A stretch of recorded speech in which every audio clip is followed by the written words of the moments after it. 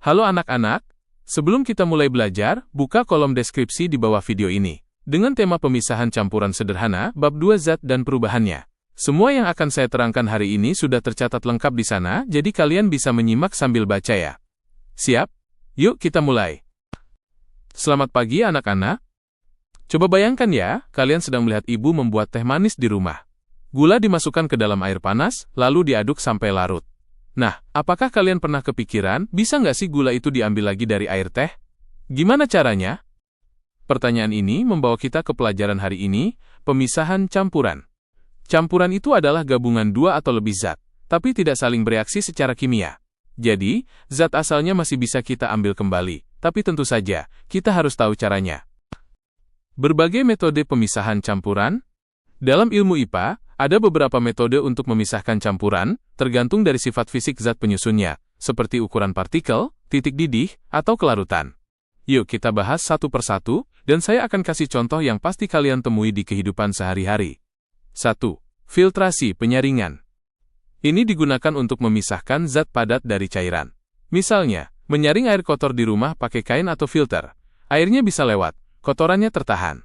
2. Evaporasi penguapan. Digunakan untuk memisahkan zat padat terlarut dalam cairan. Misalnya, membuat garam dari air laut. Airnya dijemur, lalu menguap, tinggal kristal garamnya saja. 3. Distilasi, penyulingan. Ini lebih canggih, digunakan untuk memisahkan dua zat cair. Misalnya, menyuling daun kayu putih menjadi minyak kayu putih. Caranya? Daun dipanaskan, uapnya ditangkap dan didinginkan, keluarlah minyaknya. 4. Kromatografi. Ini sering dipakai di laboratorium. Fungsinya untuk memisahkan campuran warna. Misalnya, untuk menguji kandungan pewarna dalam makanan atau tinta spidol. Contoh soal. Nah, ayo kita uji pemahaman kalian ya. Di sini ada dua soal. 1. Apa perbedaan antara metode evaporasi dan distilasi? Evaporasi memisahkan zat padat dari cairan tanpa mengembunkan uapnya, sedangkan distilasi memisahkan dua cairan dengan menguapkan lalu mengembunkan kembali salah satunya. 2. Sebutkan contoh penerapan metode filtrasi dalam kehidupan sehari-hari. Menyaring air hujan sebelum digunakan, atau menyaring teh dari ampasnya.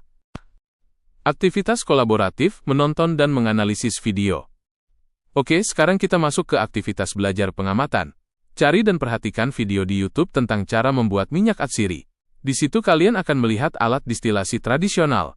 Berarti metode yang digunakan adalah distilasi, ya?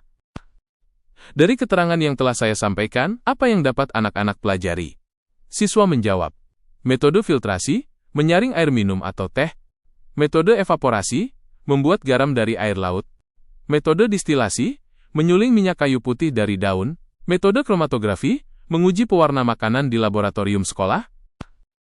Sebelum saya akhiri, perlu anak-anak ketahui betapa ilmu IPA, ilmu pengetahuan alam ini sangat dekat dengan kehidupan kita.